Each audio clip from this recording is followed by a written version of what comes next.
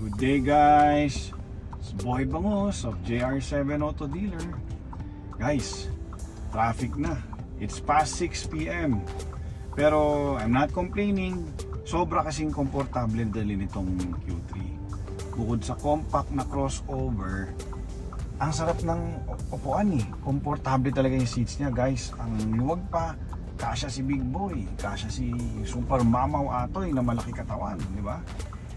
Tapos guys, yun na nga, binanggit ko sa inyo height ko. Pasok din to sa wife niyo kung 5 feet lang siya, maliit.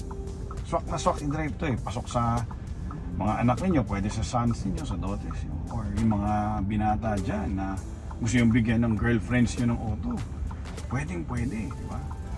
Tapos guys, very fuel efficient to.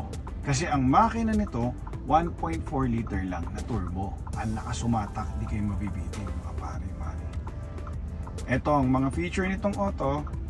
Push start, of course, naka Apple CarPlay. Tapos climate control na, may wireless charger tayo, Type C, and then USB. Yun lang guys. Enjoy nyo tong feature namin. I hope na-enjoy ninyo. Hindi ko na pahabain. Papakita namin sa montage later. Again guys, it's a 2022 Q3.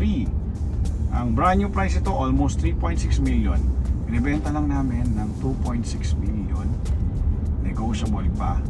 Pwede pang bank financing, di ba? For approval. Thank you guys for watching. Thank you for your support. Enjoy lang ninyo. Enjoy lang tayo guys sa buhay. God bless you.